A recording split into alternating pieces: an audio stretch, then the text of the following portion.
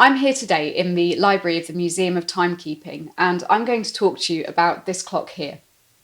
Most clocks and timepieces had the very specific purpose of showing their user the time of day.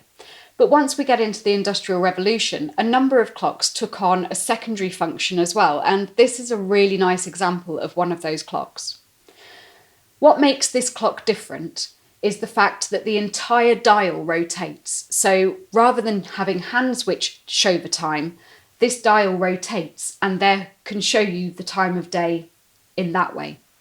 Now, the other thing you'll notice about this clock is that it has a series of pegs set at 30-minute intervals all the way around this rotating dial.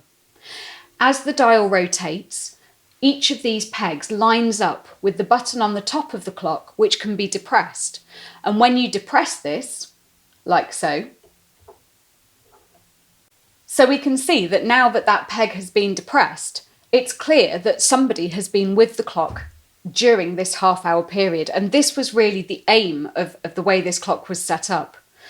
The night watchman had a duty to not only remain at their station throughout their shift, but also to remain awake through a whole night shift day after day.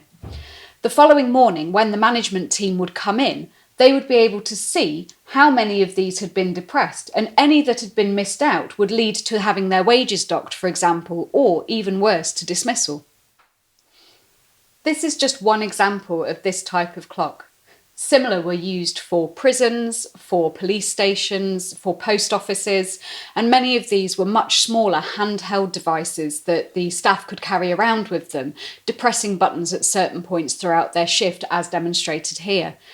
But this is one of the only in our collection which shows a table clock of this type, and it's a wonderful object and an interesting story.